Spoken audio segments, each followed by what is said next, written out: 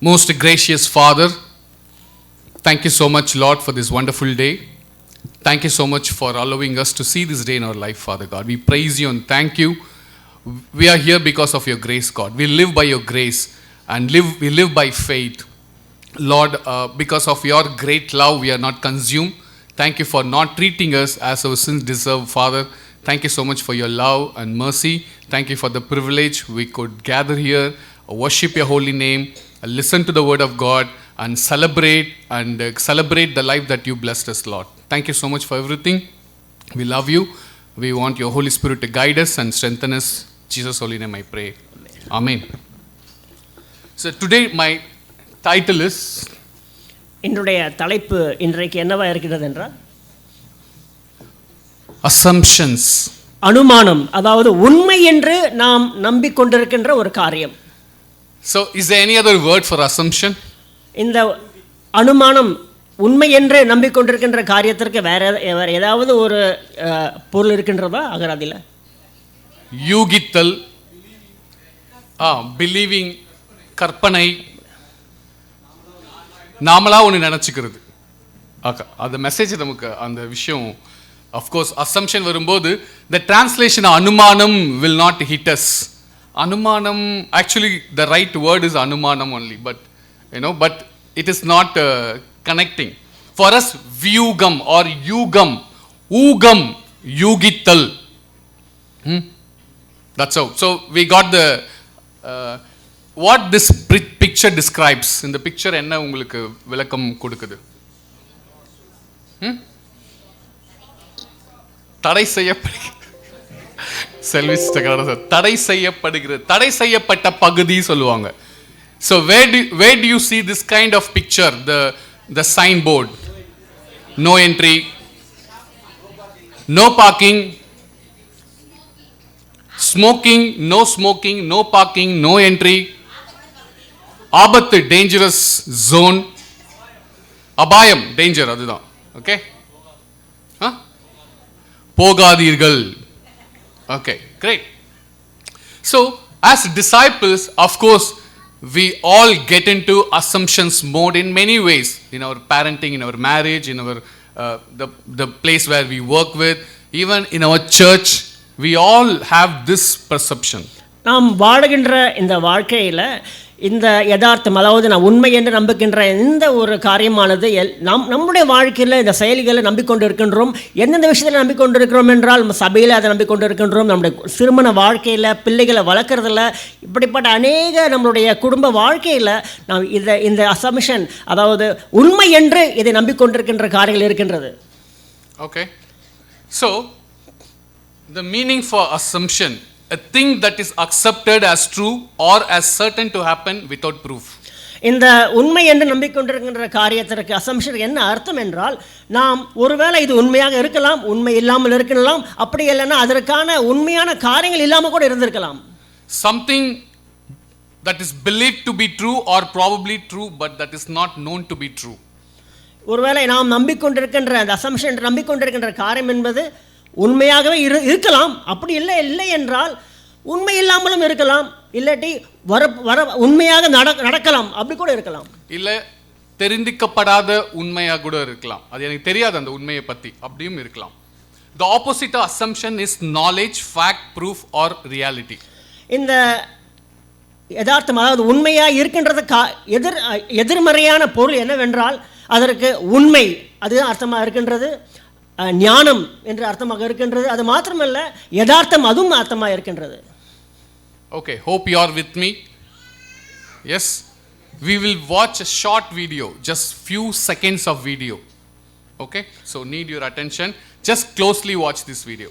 இந்த காணொளியை நாம் பார்க்க போகின்றோம். தயவு செய்து நீங்கள் கவனத்துடன் இதை லைட்லாம் எதுமே ஆஃப் பண்ண வேண்டாம். Don't do that. Just leave it. Audio இல்லனாலும் it's okay.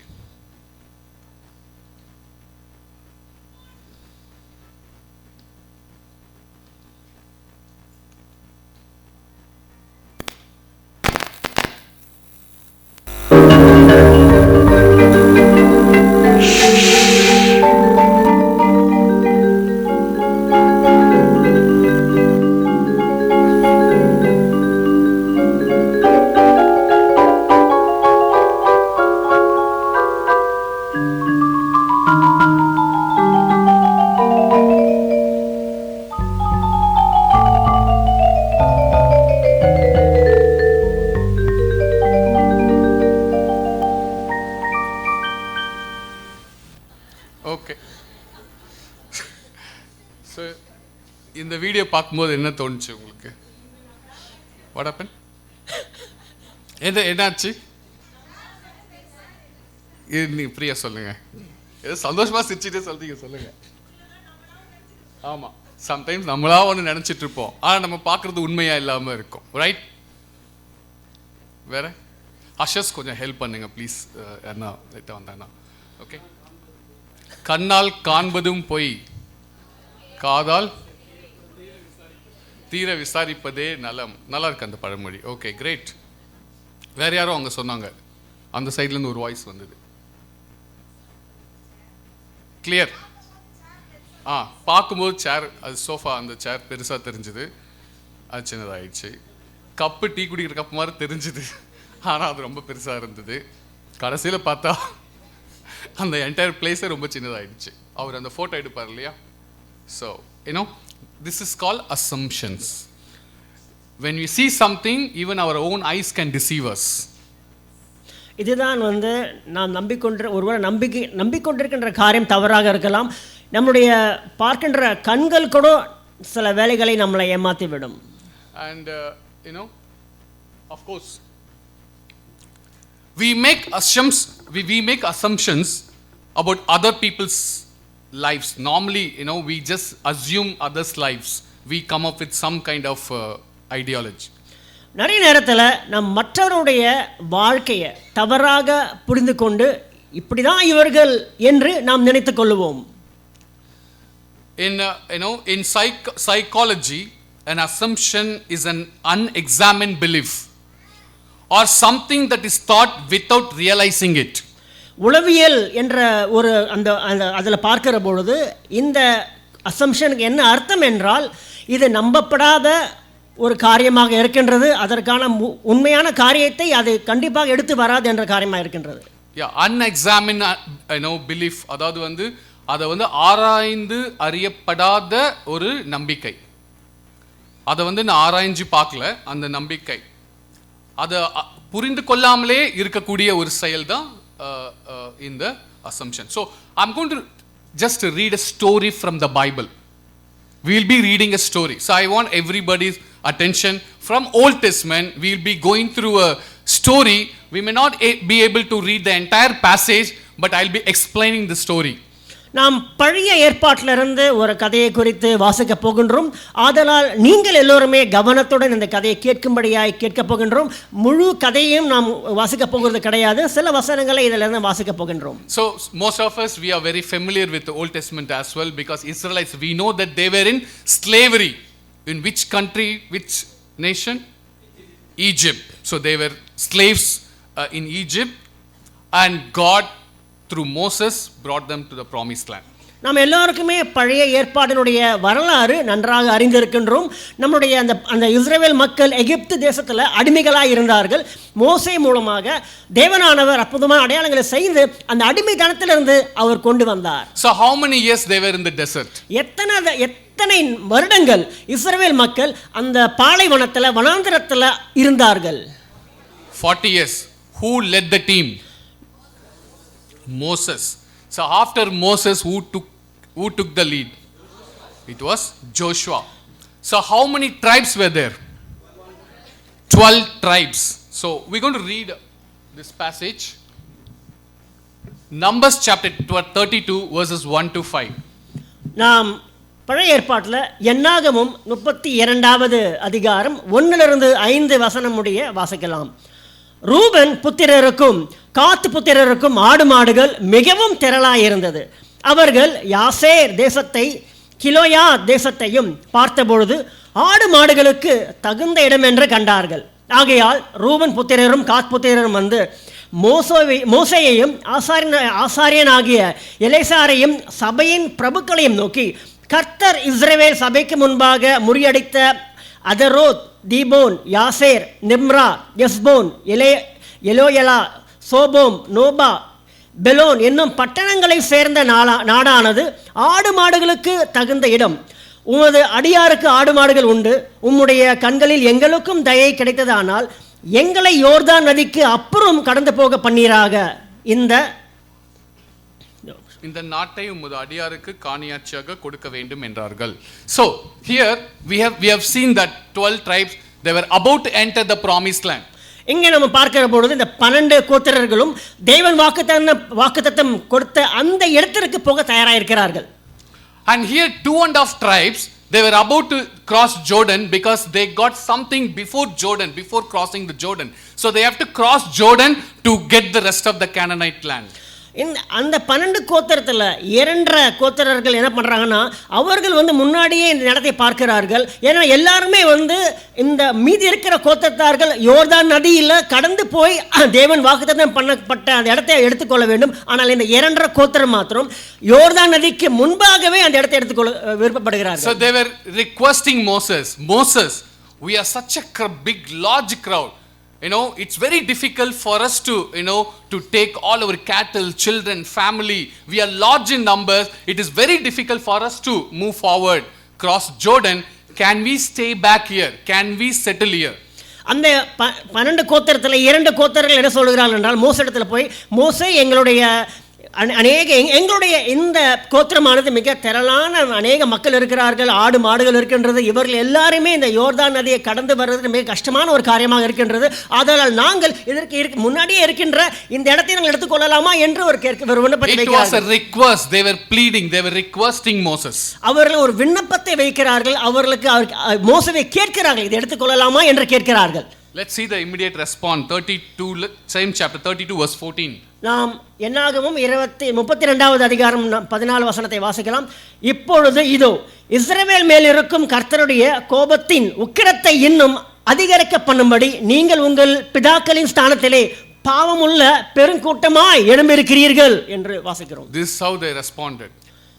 It was a request made by the Israelites. It was a genuine request, but when they addressed, you brood of sinners, you guys are against the Lord, and they were upset and angry with the crowd. அவர்கள் அந்த 2 கோத்திரர்கள் ஒரு விண்ணப்பத்தை தான் வைக்கிறார்கள். ஆனால் அவர்களுக்கு வரக்கூடிய அந்த பதிலானது எப்படியா இருக்கின்றது, நீங்கள் பாவமுள்ள சந்ததியா இருக்கிறீர்களே, விரியன் பாம்பு குட்டிகளா இருக்கிறீர்களே என்று இப்படிப்பட்ட ஒரு வசனத்தை வாசிக்கிறோம். And they were explaining why they made this request.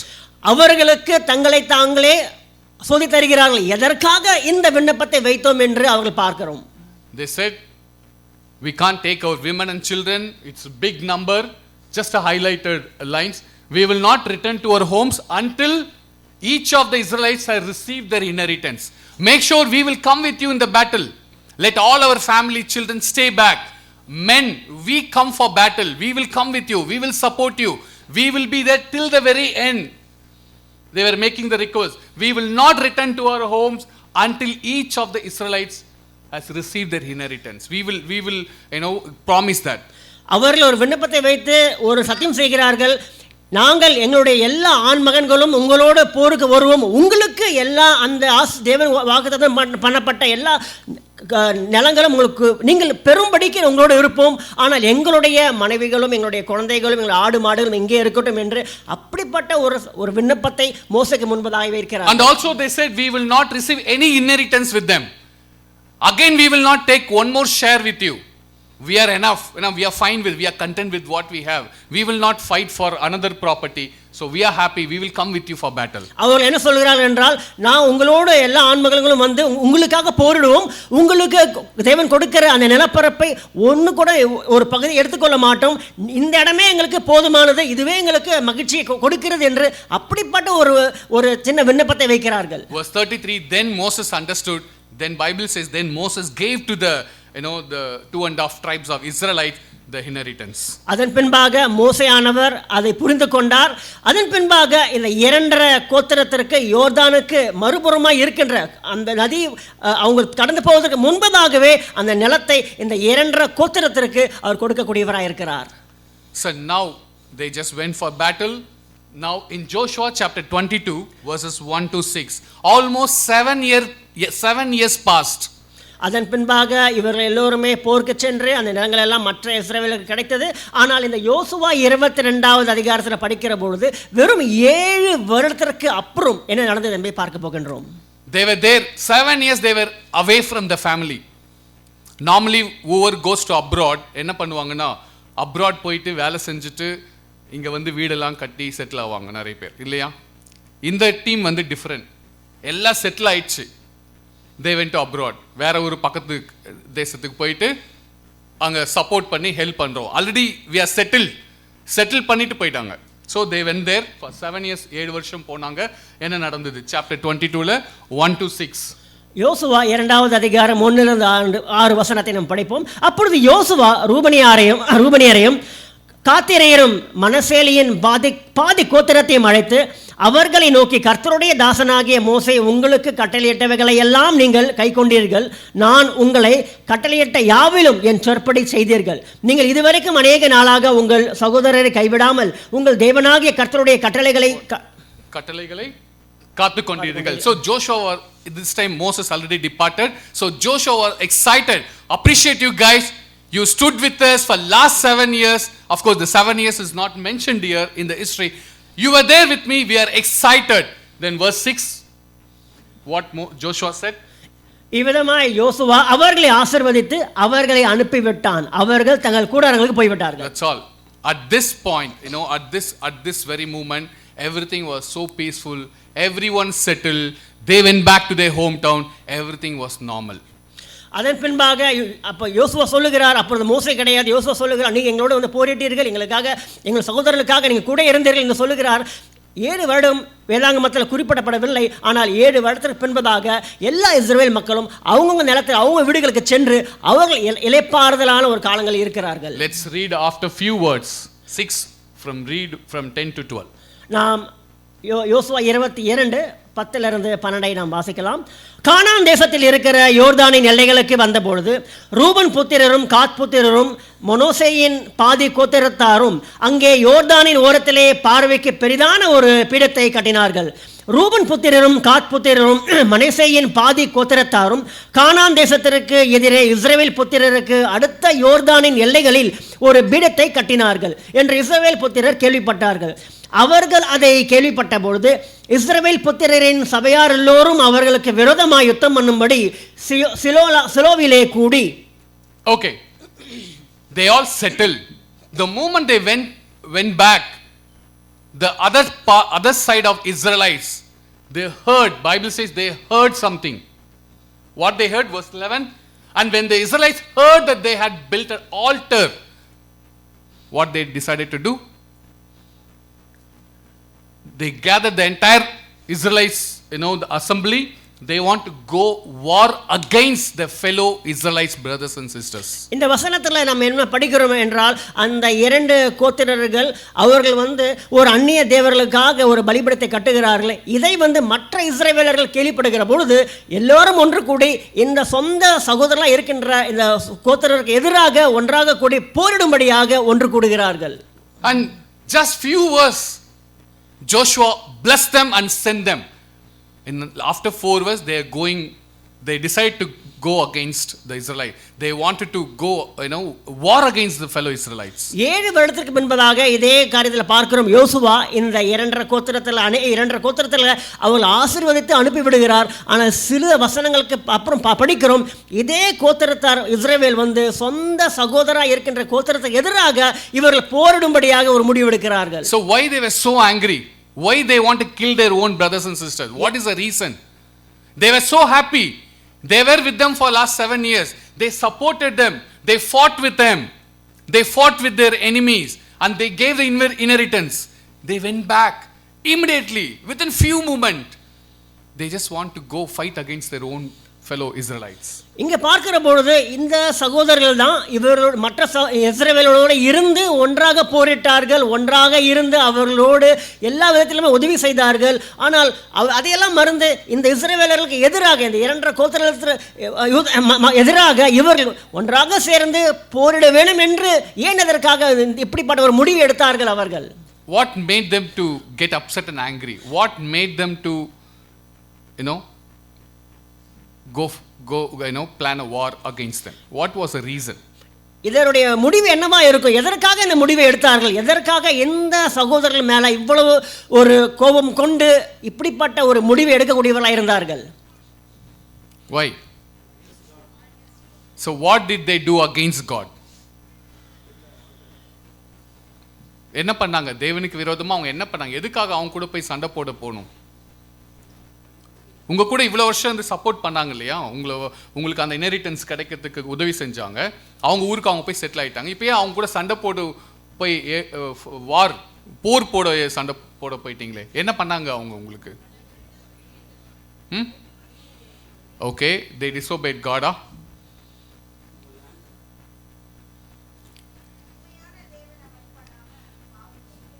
எங்க போனாங்க அப்படி? எங்க போட்டிருக்கு அப்படி? they built an altar தான் பில்ட் பண்ணாங்க. okay, so normally why they were so upset? Because the entire Israelite, according to Old Testament commandment, everyone has to come to one place to offer sacrifice. The place of offering, that time it was in Shiloh. அதாவது பழைய ஏற்பாட்டில் நீங்கள் நன்கு வாசிக்கும் பொழுது இந்த இஸ்ரவேல் மக்கள் வந்து எல்லா கோத்திரர்களும் ஒரு அந்த பலியிடுவதற்காக எல்லா கோத்திரர்களும் அவங்களுடைய ஊர்களை விட்டு ஒரு இடத்துக்கு வந்து எல்லாம் ஒன்றாக பலியிட வேண்டும். அந்த பலியிடுகிற இடம் என்னவென்றால் ஷிலோ.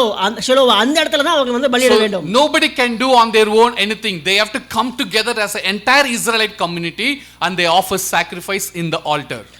எல்லா இஸ்ரவேல் இருக்கிற கோத்திரர்களும் அங்குதான் வர வேண்டும். அவங்க தன்னிச்சையாக ஒரு முடிவெடுத்து எங்க ஊர்லயே நான் பலியிட வேண்டும் அப்படிலாம் நினைக்கவே கூடாது. எல்லாருமே அவர்கள் ஒன்றாக வந்து அந்த இடத்துல பலியிட வேண்டும். And also it was not just a simple altar. Bible says they have built an imposing altar.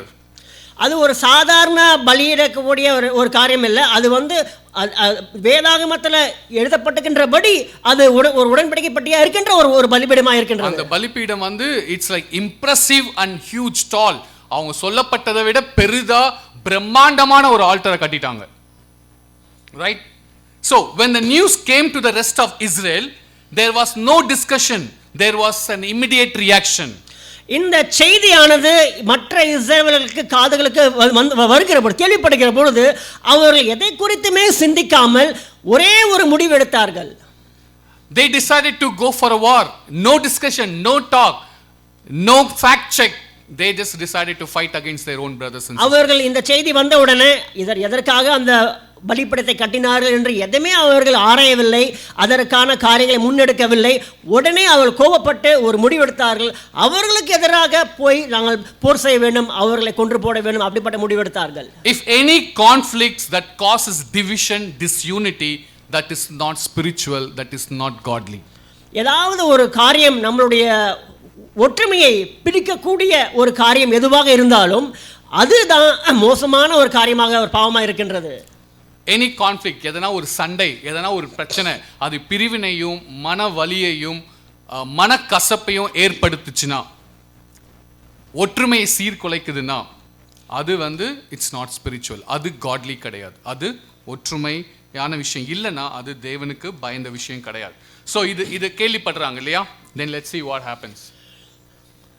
So they decided to go for a war and they came forward to explain their case. அவர்கள் எல்லாருமே ஒன்றாக கூடி போருக்கு தயாராக ஒரு முடிவு எடுக்கிறார்கள். அப்பொழுது இந்த வசனம் என்ன சொல்கிறது பார்க்க போகின்றோம். We'll read. யோசுவா 22 அதிகாரம் 22 முதல் 23 படிக்கலாம். தேவாதி தேவனாகிய கர்த்தரே அதை அறிந்திருக்கிறார், இஸ்ரவேலரும் அறிந்து கொள்ளுவார்கள். அது இரண்டகத்தினாலாவது கர்த்தருடைய கட்டளைக்கு விரோதமான துரோகத்தினாலாவது செய்யப்பட்டதனால் இந்நாளில் அவர் எங்களை காப்பாற்றாமல் இருக்க கடவர். ஒரு காரியத்தை குறித்து நாங்கள் எங்களுக்கு அந்த பீடத்தை கட்டினதே அல்லாமல் கர்த்தரை பின்பற்றாதபடிக்கு விலகுவதற்காகவது அதன் மேல் சர்வாங்க தகன பலியாகிலும் போஜன பலியாகிலும் சமாதான பலிகளையாகிலும் செலுத்துகிறதுக்காவது அதை செலுத்துண்டானால் கர்த்தர் அதை விசாரிப்பாராக.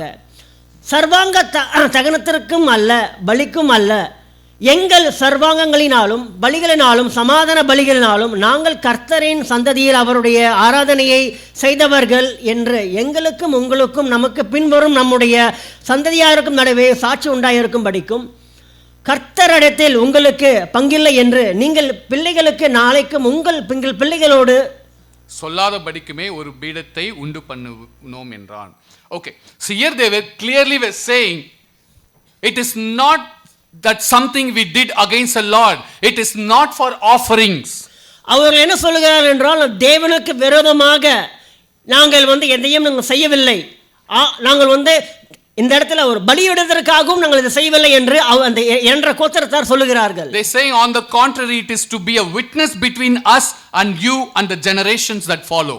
எதற்காக இந்த பலிபீடத்தை நாம் கட்டினோம் என்றால், ஏனென்றால் இது உங்களுக்கும் எங்களுக்கும் இருக்கின்ற ஒரு சாட்சியாக, அது மாத்திரமல்ல வரப்போகின்ற சந்ததியாருக்கும் இது ஒரு சாட்சியாக இருக்கும், அதற்காக தான் இதை கட்டினேன் என்று அவர் சொல்லுகிறார்கள். And then they understood finally.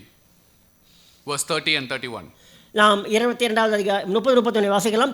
Ruban புத்திரரும் காத் புத்திரரும் மனசாரி புத்திரரும் சொல்லுகிற வார்த்தைகளை ஆசாரியனாகிய பினகாசும் அவனோடு இருந்த சபையின் பிரபுக்களும் இஸ்ரவேலுடைய ஆரியவரின் தலைவரும் கேட்டபொழுது அது அவர் பார்வைகளுக்கு நன்றாய் இருந்தது. அப்பொழுது ஆசாரியனான எலெசியாரின் குமாரனாகிய பினகாஸ் ரூபன் புத்திரரையும் காத் புத்திரரையும் மனசாய் புத்திரரையும் நோக்கி, நீங்கள் கர்த்தருக்கு விரோதமாக அப்படி கொத்த துரோகத்தை செய்யாதிருக்கிறதுனாலே கர்த்தர் நம்முடைய நடுவே இருக்கிறார் என்பதை இன்று அறிந்திருக்கிறோம். இப்பொழுது இஸ்ரவேல் புத்திரர் கர்த்தரின் கைக்கு தப்புவித்தீர்கள் என்றான். They said, now we understood, we have no offense against you, we are fine with you, let's be in peace. So they just closed the chapter. அதுக்கப்புறம் அவர் சொல்லுகிறார்கள், இப்பொழுது உங்களுக்கு எதிராக எந்த ஒரு குற்றமும் நாங்கள் கண்டதில்லை, அதன் பின்பதாக இந்த காரியத்தை சமூகமாக சமாதானத்தில் I want all of us to reflect our own hearts.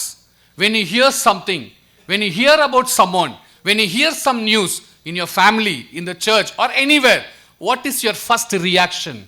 நீங்கள் உங்களுடைய இதயத்தை சோதித்து பார்க்க வேண்டும். ஏதாவது ஒரு விஷயத்தை காரியத்தை நீங்கள் கேள்விப்படுகிற பொழுது, உங்கள் வீட்டில் இருக்கின்ற குடும்பத்தில் இருக்கின்ற சில காரியங்களை கேள்விப்படுகிற பொழுது, சபையில் சில காரியங்களை ஒருத்தரை குறித்து கேள்விப்படுகிற பொழுது, முதலாவது காரியம் உங்களுக்கு என்ன தோன்றுகிறது? எதை குறித்து நீங்கள் யோசிக்கிறீர்கள்? How you react? Do you respond or react? நீங்கள் அதை குறித்து கேள்விப்பட்டு அதற்காக உடனே அது இப்படி நடந்ததா என்று அவசியமாக அதன்படியா இருக்கிறீர்களா, இல்லாட்டி அதுக்கு உதவி செய்யும்படியாக நீங்கள் யோசிக்கிறீர்களா? I know when disciples, when believers are misunderstood, their first refuge is God. நாம் நம்மளுடைய சகோதர சகோதரிகள் ஏதாவது ஒரு பிரச்சனையில் போகிற பொழுது ஒரு விஷயத்தை புரிந்து கொள்ள வேண்டும். நம்மளுடைய உண்மையான அடைக்கலம் யார் என்றால் தேவனாய் இருக்கிறார். Because God knows the heart. And sometimes God's people must be satisfied with being right before God. ஏனென்றால் நாம் கேட்கின்ற காரியமானது தேவனுக்கு முன்பதாக எல்லாமே சமாதானமும் ஒழுங்காகவும் அதற்கான காரியங்களை முன்னெடுத்து வைக்க வேண்டும். அதுதான் மிக முக்கியமான காரியமாக இருக்கின்றது, தேவனுக்கு ஏற்ற ஒரு காரியமாக இருக்கின்றது. Sometimes even if it means others don't understand their action or intentions, we still need to do what is right before God. நிறைய நேரத்தில் நாம் செய்கின்ற காரியமானது தேவனுக்கு ஏற்ற காரியங்களை நாம் செய்கிற பொழுது மற்றவர்கள் அதை புரியாமல் போகலாம். அதை குறித்து பரவாயில்லை. நாம் செய்கிற காரியமானது, செய்கின்ற செயலானது தேவனுக்கு ஏற்ற பிரியப்படுத்துகிற ஒரு காரியமாக இருக்க வேண்டும், அமைய வேண்டும். They were thinking about the future generation. We want to see our future generation also worship the same Lord. We want to see the unity of the future. They were thinking beyond. இங்க இந்த இரண்டரை கோத்திரர்கள் எதை பார்த்தார்கள் என்றால், அந்த பலிபீடத்தை ஏன் கட்டினார்கள் என்றால், வரப்போகின்ற அந்த அநேக பிள்ளைகள் ஒன்றாக எல்லா சகோதரர்களும் எல்லா இஸ்ரவேலும் ஒன்றாக இருக்க வேண்டும், அதற்காக தான் இந்த பலிபீடத்தை கட்டி அப்படியாக யோசித்தார்கள். We need to ask ourselves, are we building future? Is our church creating future generation? Are we living a life that really models future generation? The things that we do right now, is that going to affect or impact the future generation? நீங்கள் வாழ்கின்ற வாழ்க்கையானது உங்களுடைய பிள்ளைகளுக்கு வரப்போகின்ற எதிர்காலத்தில் வரப்போகின்ற ஒரு சந்ததியருக்கு ஒரு பாதிப்பை ஏற்படுத்துகிறதா, அப்படி நீங்கள் கேள்விக்கொண்டு பார்க்க வேண்டும். Here the fellow Israel, when they heard something, immediately they want to kill, they want to fight, they want to destroy. இந்த செய்தியை இந்த இரண்டரை கோத்திரர்கள் செய்த செய்தியை கேள்விப்பட்ட போது மற்ற இஸ்ரவேலர்கள் எதை குறித்தும் யோசிக்காமல் உடனே ஒரு முடிவெடுத்தார்கள், அவளை கொன்று போட வேண்டும், நாங்கள் போருக்கு போக வேண்டும் என்று அப்படிப்பட்ட ஒரு காரியத்தை முடிவெடுத்தார்கள். Same thing we do in our family, in our marriage, in the church as well. When you hear something, you want to kill that brother, you want to destroy, you want to hurt back. Is that what Bible is expecting us to do as disciples? நீங்கள் கூட உங்களுடைய வாழ்க்கையில பார்க்கிற பொழுது குடும்பத்திலையும் சரி, உங்களுடைய சபையில கூட யாராவது யாரை குறைத்தாவது ஒரு காரியத்தை கேள்விப்படுகிற பொழுது அந்த நபரை நான் கொன்று போட வேண்டும் அப்படிப்பட்ட ஒரு மனப்பான்மையில நீங்க இருக்கிறீர்களா? இதுதான் தேவன் அப்படிப்பட்ட ஒரு காரியத்தை கேட்கிறாரா என்று நீங்கள் யோசிக்க வேண்டும். We are not here to destroy each other. We are here to call each other higher. We are here to build one another. We are here to carry each other's burden. We are here to help one another, love one another, respect one another. That is the call of Jesus Christ. இயேசுவானவர் அழைத்த நோக்கம் என்னவென்றால் ஒருத்தரை ஒருத்தர் கொண்டு போடுகிறது கிடையாது. ஒருத்தரை ஒருத்தர் நாம் தாங்க வேண்டும், ஒருத்தருக்கு ஒருத்தர் நாம் அன்பு செய்ய வேண்டும், ஒருத்தருக்கு ஒருத்தர் நாம் பாதுகாப்பாக அவர்களுக்கு ஏற்ற வகையை துணையாக இருந்து அவர்களுக்கு ஆதரிக்க வேண்டும். அதற்காக தான் தேவன் நம்மை அழைத்திருக்கிறார். Maybe we fight against war. Maybe they would have taken the weapons. Maybe we are not taking the weapons, but we use our words, our action. That becomes the strongest weapon. Do you know the strongest weapon we have, right? அவர்கள் அநேக போர் கருவிகளை எடுத்துக்கொண்டு அந்த மற்ற இஸ்ரவேலுக்கு எதிராக வந்தார்கள். ஆனால் இப்பொழுது நம்மளுக்கு போர் கருவிகள் கிடையாது. அதற்கு பதிலாக நம்மளுடைய அதற்கும் பயங்கரமான அந்த ஆயுதம் என்னவென்றால் நாம் வார்த்தைகளை சொல்லி மற்றவர்களை காயப்படுத்துகிறோம். உங்களுக்கு தெரியுமா எது மோசமான ஒரு ஆயுதம் என்று வேதாகமத்தில் குறிப்பிடப்பட்டிருக்கின்றது? The church is a place we are supposed to bring peace and unity, not war. சபையானது எதற்காக நாம் கூடுகிறோம் என்றால் அங்கு ஒரு சமாதானம் இருக்க வேண்டும், ஒரு சந்தோஷம் இருக்க வேண்டும். அங்கு ஒரு போர் இருக்கக்கூடாது, ஒரு சந்தோஷமான சமாதானமான ஒரு நிலை. அதற்காக தான் இந்த சபையாய் இருக்க வேண்டும் என்று. God's people should respond to misunderstanding the same manner according to these same principles. I have a couple of principles. We need to follow these principles. எனக்கு சில காரியங்களை காரியங்களை முன்வைக்கின்றேன். இந்த காரியத்தை நீங்கள் பின்பற்ற வேண்டும், இதை பார்க்க வேண்டும், இதை யோசிக்க வேண்டும். நீங்கள் It is right to respond with a concern for God's holiness. நாம் எதையாவது காரியத்தை நாம் கேள்விப்படுகிற பொழுது அதர் மிக மிக கவனமாக தேவனுடைய சபைக்கு தேவையான முக்கியமான காரியங்களுக்கு அதற்கேற்றபடியாக நம்முடைய வாழ்க்கை முடிவுகளை எடுக்க வேண்டும். Concern for God's holiness. இது தேவன் பரிசுத்தமானவரா இருக்காரு அப்படின்ற அந்த கன்சர்னோட நாம் அதை எடுத்து வைக்கணும். It is right to respond with directness and clarity. எதையாவது காரியத்தை சொல்லுகிற பொழுது அந்த காரியத்தில் தெளிவை நம்மளுக்கு தெளிவாக நாம் புரிந்திருக்க வேண்டும். அது மாத்திரமல்ல, அந்த காரியங்களுக்கு தெளிவு இருந்தால் தான் அதை குறித்து நாம் பேச வேண்டும். It is right to respond with the courage to confront in love. நாம் ஏதாவது காரியம் நடக்கிற போது அதை சொல்லுகிற பொழுது தைரியமாக முன் வந்து அந்த காரியத்தை முன்வைத்து அன்பு நிமித்தமாக அந்த காரியத்தை மற்ற அந்த பாவங்களை முன்னெடுத்து சொல்ல வேண்டும். It is right to respond with an attempt to reconcile before fighting. நாம் எந்த காரியத்தையாவது நாம் முன்வைக்கிற பொழுது ஒரு நோக்கத்தோடு முன்வைக்க வேண்டும். என்னவென்றால் இவர்கள் மறுபடியாக தேவனுடைய சபைக்கு ஒப்புரவாகி அப்படிப்பட்ட நிலையில நாம் தேவனுடைய சபையில ஒன்றாக இருக்க வேண்டும். It is right to be willing to sacrifice to help those believed to be in error. That's very important. நீங்க யாருக்காவது இந்த காரியத்தை சொல்லுகிற பொழுது அந்த சகோதரிகளுக்கோ நீங்கள் உதவி செய்யும் நோக்கத்தோடு இருக்கிறீர்களா? அப்படி நோக்கத்தோடு இருந்தால் மாத்திரமே அந்த காரியத்தை குறித்து நீ முன்னெடுத்து நீங்க சொல்ல வேண்டும். People should not be confronted if there is no willingness to help.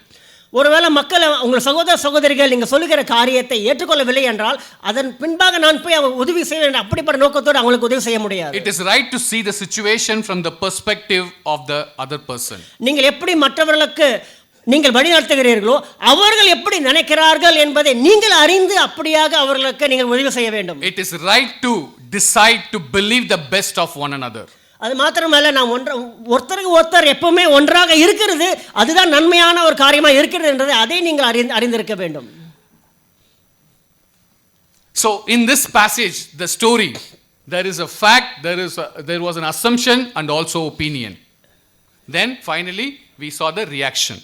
இங்கே இந்த காட்சியை பார்க்கிற பொழுது ஒரு காரியத்தில் உண்மை இருக்கின்றது, இன்னொரு காரியத்தில் ஒரு இது நடக்கலாம் என்று அப்படிப்பட்ட ஒரு கருத்துக்கள் இருக்கின்றது. மேலே பார்க்கிற பொழுது தவறான காரியத்தை புரிந்து கொண்டு இது நடக்கும் என்று அவர்கள் புரிந்திருக்கிறார்கள். Opinion, feelings, everyone will have. அதாவது ஒரு கருத்துக்களோ இல்லாட்டி ஒரு உணர்ச்சி பூர்வமான ஒரு காரியமோ எல்லாருக்குமே அது இருக்கும். இன்னைக்கு மற்றவங்க எப்படி ஒப்பீனியன் என் மேலே வச்சுருக்காங்க, அவங்க என்னை பற்றி என்ன ஃபீல் பண்ணுறாங்களோ அந்த பர்சனாக நான் இருக்க வாய்ப்பே கிடையாது. அன்லெஸ் என் கூட யாருன்னா நெருக்கமாக என் கூட பழகினா மட்டும்தான் என்னை யாருன்னு தெரியும். ஸோ தூரத்துலேருந்து பார்க்கும்போது நம்ம அஸ்யூம் பண்ணுவோம். நிறைய நேரங்கள் அப்படி தான் நம்முடைய ஃபெலோஷிப்பில், நம்முடைய மினிஸ்ட்ரியில், ஈவன் நம்மளுடைய மேரேஜில் ஏதோ ஒரு விஷயத்தை பார்ப்போம், we come to quick judgment. இமீடியட்டாக ஜட்ஜ் பண்ணிடுவோம். அதுவும் எனக்கு 2 பேருக்கும் பிடிக்காத ஒருத்தரை பற்றி பேசணுன்னா ரொம்ப சந்தோஷமாயிடுவோம். காமன் எனிமின்னு சொல்லுவாங்க. எனக்கும் சந்திராவுக்கும் ராஜாவை பிடிக்காது. நான் ஏதோ ஒரு நெகட்டிவ் விஷயம் அப்படியா, ஆமாமா ராஜா அப்படிதான் இவரும் சொல்லுவார். உடனே எனக்கு எப்படி இருக்கும்? I am right. நான் என்ன நினைக்கிறேனோ அது ரைட். அப்படி ஃபீலிங் இவர் கொடுக்கக்கூடாது இல்லை. ஏய் ப்ரோ, அந்த மாதிரி நீங்கள் நினச்சிங்களையா, நானும் அப்படி நினச்சேன், ஆனால் அவர்கிட்ட பேசினேன், கிளாரிஃபை பண்ணிட்டேன். why don't you go and talk to him? that is a spiritual aspect. இதுதான் biblical principle. ஆனால் சர்ச்சில் நம்ம அதுக்கு தெரிஞ்சும் அதை நிறைய நேரத்தில் பண்ணுறதில்ல. இவங்ககிட்ட இருந்து ஒருத்தர்கிட்ட, இவங்ககிட்ட இருந்து ஒருத்தர்கிட்ட சின்ன அப்படி ஸ்ப்ரெட் பண்ணுறோம். we supposed to spread gospel. we supposed to spread Christ and Christ love. ஆனால் அதை தவிர இது எல்லாத்தையுமே ஸ்ப்ரெட் பண்ணிட்டு இருக்கோம். we are breaking the confidentiality. அது சர்ச் கிடையாது. that's my prayer next year 2025. the church will be a safe place. the safe place for my children, for my friends, for my ministry, where I can talk to anybody. I can just confess and talk. I can take help. I am not judged, or I will not be judged. I will not be looked down. I'll be lifted up. That is my prayer for 2025 for our sector. நம்மளுடைய 2025 வருடத்தில் என்னுடைய ஜெபம் என்னவா இருக்குது, என்னுடைய கனவு, என்னுடைய ஜெபம் என்னவா இருக்கிறது என்றால், சபையானது ஒரு பாதுகாப்பான ஒரு இடமாக இருக்க வேண்டும். ஒரு அன்பு நிறைந்த, சமாதானம் நிறைந்த என்னுடைய சகோதர சகோதரிகள், என் குடும்பம், என்னுடைய பிள்ளைகள், என்னுடைய நண்பர்கள் எல்லாருக்குமே ஒரு சந்தோஷமான, சமாதானமான, ஒரு பாதுகாப்பான ஒரு இடமாக இந்த சபை இருக்க வேண்டும். அதுதான் என்னுடைய கனவும் என்னுடைய ஜெபமாக இருக்கின்றது. When you hear something, when you hear some bad news, when you hear about someone, don't spread the gossip. You confront, find the fact, talk to the person, find out. Don't judge people by just simply because you heard someone from someone about someone. ஒரு சகோதரரையோ ஒரு சகோதரியை குறித்து தவறான ஒரு செய்தியை நீங்கள் கேள்விப்படுகிற பொழுது அந்த செய்தியை உடனே மற்றவர்களுக்கு நீங்கள் பரப்பக்கூடாது. அந்த புறங்கூறுதலை நீங்கள் பரப்பக்கூடாது. ஏதாவது ஒரு செய்தியை நீங்கள் கேள்விப்படுகிற பொழுது அதில் உண்மையிலேயே அது உண்மைதானா என்று அதை அறிந்து அவர்களுக்கு நீங்கள் சென்று உதவி செய்ய வேண்டும். So what this picture describes, இந்த picture பார்க்கும்போது என்ன உங்களுக்கு புரியுது? Think about the story that we read in Old Testament. அதோட கூட கம்பேர் பண்ணும்போது இந்த பிக்சர் என்ன காமிக்குது? Negative. So you don't face it, you didn't check the reality, you didn't clarify, you didn't find the you didn't find the fact. You were opposite direction. You are not facing that person. So what happens? Negative grows. இந்த முதலாவது இந்த காட்சியில் பார்க்கிற பொழுது இங்கே நம்ம எதை பார்க்கிறோம் என்றால், எதையுமே யோசிக்கிறது கிடையாது, உடனே கோவப்படுகிறார்கள். உடனே அங்கே பார்க்கிற ஒரு பிரிவினையை பார்க்கின்றோம். அதுதான் இங்கே காரியங்கள் நடக்கின்றது. And here face to face, talk, clarify, finish, over. More clarity, no plus, no minus. It's all conclusion, clarity. இன்னொரு காட்சியில் பார்க்கிற பொழுது ஒருத்தர் பார்த்து பேசுகிறார்கள், என்ன உண்மை என்று நன்கு அறிந்து ஒருத்தர் ஒப்புரவாகுகிறார்கள். அதுதான் ஒரு நல்ல ஒரு நிலைப்பாடு, அதுதான் நமக்கு தேவைப்படுகிறது. We'll read Proverbs 25:8. நாம் நீதிமொழிகள் 25வது அதிகாரம் வசனம் 8 வாசிக்கலாம். பேரனுக்கு What happened? Just read. பேரனுக்கு விரோதமாய் பொய் சாட்சி சொல்லுகிற மனுஷன் தண்டாயுதத்திற்கும் கட்கத்துக்கும் கூர்மையான அம்புக்கும் ஒப்பானவன். Okay, it says in other translation, message translation, don't jump to conclusions. There may be a perfectly good explanation for what you just saw. நீங்கள் பார்க்கின்ற காட்சியானது உடனே இதுதான் உண்மை என்று நீங்கள் ஞானம் தீர்க்க கூடாது. இதற்கு மறுபுறமாக இன்னொரு ஒரு பகுதி இருக்கின்றது, அதை நீங்கள் பார்க்க வேண்டும். And my prayer for our sector, I just want to plead and request everyone, if somebody comes to you talking about somebody, don't give your listening ears. நான் உங்க மண்டலத்தில் இருக்கின்ற எல்லா சகோதரத்தில் கேட்டுக்கொள்கிறது என்னவென்றால், உங்களிடத்தில் தயவாக கேட்டுக்கொள்கிறது என்னவென்றால், யாராவது ஒரு பாவத்தையோ மற்றவர்கள் உங்ககிட்ட சொல்லுகிற பொழுது தயவு செய்து நீங்கள் உடனே அதை யாருக்கும் பரப்பி விடக்கூடாது, சொல்லக்கூடாது. பாவம் மட்டும் இல்லை, யாராவது யாரை பற்றியாவது உங்ககிட்ட வந்து பேசினால் நல்லா இருக்கு கேட்குறதுக்கு, நல்லா இருக்கு அப்படின்னு கேட்காதீங்க. ஏன்னா உங்கள் இருதயத்தில் பாய்சன் அவங்க விதைக்கிறாங்க. யாராவது உங்ககிட்ட யாரை பற்றியாவது பேசினால் ஃபஸ்ட்டு விஷயம் நீங்கள் என்ன சொல்லணும்? Please, I don't want to listen. நிறைய விஷயம் நடக்கும் இந்த உலகத்தில், ஈவன் சர்ச்சில். பட் நிறைய விஷயம் நான் கேட்க விரும்பவே மாட்டேன். எனக்கு ஹெல்ப்ஃபுல்லாக இருக்காது அது. I don't want to hear, just leave me. அப்படி தான் நான் நிறைய இடத்த ஒதுங்கி இருக்க ட்ரை பண்ணுவேன். I don't want to hear all this என்ன நடக்குது, எனக்கு வேண்டாம் அது. I have enough work to do here, so I don't want to hear. அதெல்லாம் நீங்கள் உங்கள் பிரச்சனையை ஹேண்டில் பண்ணுங்கள். என்கிட்ட ஹெல்ப்னு வரீங்களா, வாங்க, நான் உங்கள் கூட வந்து ஹெல்ப் பண்ணுறேன். அன்னெசரி சும்மா இன்ஃபர்மேஷனுக்காக I don't want to hear. நம்மள நிறைய பேருக்கு இது ஒரு பிரச்சனை இருக்குது, இன்ஃபர்மேஷன் கேதர் பண்ணுறது. அவங்களுக்கு என்ன நடக்குது, இவங்க என்ன நடக்குது, இவங்க என்ன நடக்குது, அவங்க வாழ்க்கையில் என்ன நடக்குது. இதுவா சர்ச்? இது சர்ச் கிடையாது. We supposed to help people, not to find information, gather informations. அது சர்ச் கிடையாது. It will destroy our relationship with God. It will destroy one another. நம்மளே அது destroy பண்ணிடும், அழிச்சிடும். So I really encourage all of you, இது நிறைய நடந்திருக்கு இந்த last 1 yearல, நிறைய நடந்திருக்கு, நிறைய உட்காந்து டீல் பண்ணியிருக்கோம், நிறைய பேசியிருக்கோம். பட் 2025ல இது destroy ஆகணும். when somebody comes, அது உண்மையாக ஃபைண்ட் அவுட், அவங்க கிட்ட போய் பேசுங்க. உங்களுக்கு பேச முடியலையா, நான் உங்க கூட வரேன். சந்திரா கம், நம்ம 2 பேரும் போய் பேசலாம் ராஜா கிட்ட, வாங்க. உங்களால் பேச முடியல, நான் உங்களை ஹெல்ப் பண்ணுறேன். பட் ஆனால் ஐ don't want to here about anybody. யாரை பற்றி நான் இப்படி தான் நீங்கள் வைக்கணும். வேற ஒருத்தவங்களை பற்றி பேசணும்னா உங்களை பற்றி மட்டும் பேசுங்க. இப்போ நான் இவர் கூட பேசுகிறேன்னா என்னுடைய இருதயத்தை நான் பேசணும், அவருடைய இருதயத்தை நான் பேசணும். இன்னொருத்தவங்க என்ன சுச்சுவேஷன் இருக்காங்கன்னே நான் தெரியாது எனக்கு, இல்லையா? அவங்க கூட போய் நின்னா தானே தெரியும். We saw the Israelite story, right? தூரத்துலேருந்து பார்த்தாங்க, டிசைட் பண்ணிட்டாங்க, இப்படி தான் குயிக்காக. So that is not the right thing. So assumptions can be inaccurate. Inaccurateனா என்னது? தெளிவற்றதாக இருக்கும். unhelpful, misguided. இந்த நாம் உண்மை என்று நம்பிக்கொண்டிருக்கின்ற காரியம் என்னவென்றால், சில நேரத்தில் தெளிவில்லாததாக இருக்கின்றது. நம்மளுக்கு உதவி நம்மளுக்கு தேவைப்படாமல் இருக்கும், உதவியாக இருக்காது. அது மாத்திரமல்ல, நிறைய நேரத்தில் நம்ம சரியான காரியங்களை செய்வதற்கு நம்மளை அது வழிநடத்தி வேற வழிக்கு சென்றுவிடும். Assumptions can lead to critical judgments, which is the opposite of how Jesus see people. That is not the way how Jesus handle people. இயேசுவானவர் எப்படி நம்மளை பார்க்கிறாரோ அப்படி நம்மளை பார்க்க விடாமல், இந்த அசம்ஷன் நம்மளை புறம்பாக வேற விதமாக நாம் மற்றவங்களை நியாய தீர்ப்புக்கு ஏதுவான காரியங்களை அது நம்மளுக்கு வழிநடத்தி விடும். Assumptions can be based on little or no truth at all.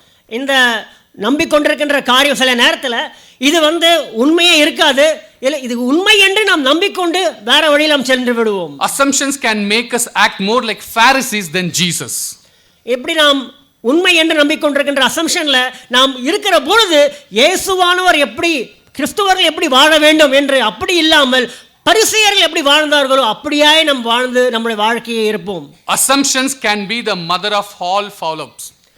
Foul. We know what is meaning of foul. எல்லா பொய்களுக்கும் தாயா இருக்கின்ற அந்த பொய்க்கு நாம் உடன்பாடுகளாக இருக்க வேண்டும். இந்த வேர்ட் எங்க யூஸ் பண்ணுவாங்க தெரியுங்களா? ஃபவுல் கேம்ல யூஸ் பண்ணுவாங்க. பிழை, தவறு, திருத்திக் கொள்ளுங்கள் அப்படின்னு அர்த்தம் அது, right? Assumption can drive our reactions. It can drive out reactions. இந்த அசம்ஷன் நாம் நம்பிக்கொண்டிருக்கின்ற காரியம் என்னவென்றால், நாம் எப்படிப்பட்ட காரியங்களுக்கு, தவறான காரியங்களுக்கு ஊந்தலாக அது அமைந்துவிடும். செய்வதற்கு தவறான காரியங்களுக்கு ஊந்தலாக அது அமைந்துவிடும். In conclusion, I want to read 2 scriptures and let us reflect. I would like to definitely continuously learn, and I want to share more, because as we prepare our hearts for 2025. இந்த முடிவுரையில் 2 வசனங்களை உங்களோடு பகிர்ந்து கொள்ள விரும்புகிறேன். ஏனென்றால் வரப்போகின்ற வருடங்களிலும் இதை குறித்து அதிகமாக நாம் கற்றுக்கொள்ளப் போகின்றோம். John 7:24, it says, stop judging by mere appearances, but instead judge correctly. That's what Jesus said. யோவான் 7:24 சொல்லுகிறது, தோற்றத்தின்படி தீர்ப்பு செய்யாமல் நீதியின்படி தீர்ப்பு செய்யுங்கள் என்றார். I was just reading in other translations, says, do not judge by appearance, superficially or arrogantly, but judge fairly and righteously. Another translation says, stop judging by external standards and judge by true standards. Don't be hypocritical. Use your head and heart to discern what is right, to test what is authentically right. இதுதான் different டிரான்ஸ்லேஷனில் சொல்லப்பட்டிருக்கு. நீங்கள் வந்து வெளிப்புறமாக பார்த்து எந்த தீர்மானமும் எடுக்காதீங்க, மாயக்கரத்தனமான முடிவு எடுக்காதீங்க. உங்களுடைய மைண்டையும் உங்கள் இருதயத்தையும் யூஸ் பண்ணுங்க, சரியான தீர்ப்பு முடிங்க. ஒருத்தவங்களை பார்த்து வெளிப்படையாக அவங்க இருக்கிறத வச்சு நான் நிறைய நேரத்தில் நிறைய பேரை ராங்காக ஜட்ஜ் பண்ணியிருக்கேன். தூரத்துலேருந்து பார்த்து நிறைய ராங்காக ஜட்ஜ் பண்ணியிருக்கேன். பட் ஆனால் அவங்க கூட பழகும்போது கொஞ்சம் நாட்கள் போகும்போது தான் ஃபைனலாக நான் ராங்காக திங்க் பண்ணிட்டேன், அவங்கள பற்றி நான் நினச்சதே தப்பு. எப்படி அந்த தாட் வரும் அப்படின்னா, நிறைய பேர் நிறைய விஷயம் பேசுவாங்க, சொல்லுவாங்க. சம்டைம் ஒருத்தவங்களை பற்றி சொல்லியிருந்தாங்க, நான் ஓகே இவங்க டிசைப்பிளே இல்லை, இவங்க சர்ச்சுக்கு வரமா, ஓகே இவங்க கவுண்ட் பண்ணிடலாம் அப்படின்ற ஸ்டேஜுக்கு போயிட்டேன். அவங்கள போய் நான் மீட் பண்ணி அவங்க கூட டைம் ஸ்பெண்ட் பண்ணும்போது தான் எனக்கு தெரிஞ்சுது அவங்க எவ்வளோ சேலஞ்சிங்கான ஒரு சுச்சுவேஷன் ஒரு டிசைப்பிளாக வாழ்ந்துட்டு இருக்காங்க. ஈஸியாக நம்ம சொல்லிட்டோம், பட் ஆனால் அது எவ்வளோ தப்பாக இருந்தது. அன்லெஸ் நான் போய் அவங்க கூட உட்காந்து பேசும்போது தான் எனக்கு தெரிஞ்சுது, அவங்க ரியாலிட்டி தெரிஞ்சுது எனக்கு. அந்த மாதிரி நிறைய நேரங்களில் ராங்காக ஜட்ஜ் பண்ணியிருப்போம். ஆனால் அந்த இடத்துல போய் அந்த இடத்துல இருக்கும்போது தான் தெரியும் reality. The final scripture, Matthew chapter 7 verses 1 and 2. Do not judge or you too will be judged, for in the same way you judge others you will be judged, and with the measure used it will be measured to you. மத்திய 7வது அதிகாரம் 1-2 வசனம் முடிய வாசிக்கலாம். நீங்கள் குற்றவாளிகள் என்று தீர்க்கப்படாதபடிக்கு மற்றவர்களை குற்றவாளிகள் என்று தீர்க்காதிருங்கள். ஏனெனில் நீங்கள் மற்றவர்களை தீர்க்கிற தீர்ப்பின்படியே நீங்களும் தீர்க்கப்படுவீர்கள். நீங்கள் மற்றவர்களுக்கு அளக்கிற அளவின்படியே உங்களுக்கும் அளக்கப்படும். Amen. In other translation, don't pick on people, jump on their failures, criticize their faults, unless of course you want the same treatment. That critical spirit as a way of boomeranging. அதாவது நீங்கள் உடனே explain பண்ணிடலாம். மனுஷங்களை pickup பண்ணிக்காதீங்க, அவங்க ஃபெயிலியரை focus பண்ணாதீங்க, அவங்கள criticise பண்ணாதீங்க, குற்றப்படுத்தாதீங்க. அப்படி பண்ணுறதா இருந்தால் உங்களுக்கு அந்த மாதிரி வர்றதுக்கு நீங்கள் எதிர்பார்க்கறது உங்களுக்கு கிடைக்கும்போது அதை ஹேண்டில் பண்ண ரெடி ஆகிடுங்க. நான் குற்றப்படுத்துவேன், ஜட்ஜ் பண்ணுவேன், ஆனால் என்ன யாரை சொன்னால் நான் திருப்பி ஏற்றுக்க மாட்டேன், அப்படி இருக்காதீங்க. அதுக்கு ரெடியாக இருந்தால் ஜட்ஜ் பண்ணுங்க, அதுக்கு ரெடியாக இருந்தால் கிரிட்டிசைஸ் பண்ணுங்க, அதுக்கு ரெடியாக இருந்தால் மற்றவங்களுக்கு குறை சொல்லுங்க, கம்ப்ளைண்ட் பண்ணுங்க, ஹர்ட் பண்ணுங்க. உங்களுக்கு திருப்பி வரும்போது அதை நீங்கள் ஃபேஸ் பண்ண ரெடியாக இருந்தீங்கன்னா. ஏன்னா த கிரிட்டிக்கல் ஸ்பிரிட் என்ன பண்ணுமா? ஆஸ் அ வே ஆஃப், இந்த வேர்டு டிஃப்ரெண்ட்டாக இருந்தது மெசேஜ் டிரான்ஸ்லேஷனில், இது பைபிள் டிரான்ஸ்லேஷன். இது எப்படி சொல்கிறது? பூமராங்கிங் ஆர் அப்படின்னா என்னது? திரும்பி சுற்றி வரும். நீங்கள் ஒரு வாட்டி செஞ்சீங்கன்னா காட் உங்களுக்கு சொல்லிக் கொடுக்கறதுக்கு அது 2 வாட்டி பண்ணுற மாதிரி ஆகிடும். உங்களுக்கு நீங்கள் ஒரு வாட்டி தான் பண்ணியிருப்பீங்க, ஆனால் உங்களுக்கு ரிப்பீட்டடாக வரும் நீங்கள் ரிப்பண்ட் ஆகிற வரைக்கும். ஸோ அதனால் வாட்ச் அவுட். ஏன் அப்படின்னா இது ஒரு நல்ல வார்த்தை. பீப்புள் மேபி கிளியராக தெரியலன்னு நினைக்கிறேன், right? People who live in glass houses shouldn't throw stones. கண்ணாடி வீட்டில் இருக்கிறவங்க என்ன பண்ணக்கூடாது? அங்கே பக்கத்தில் போகிறவங்கள எனக்கு இவங்களை பிடிக்கல கல்லெடுத்து அடிக்கக்கூடாது. என்னாகும்? உங்கள் வீடே இல்லாமல் போய்டும் நீங்கள்.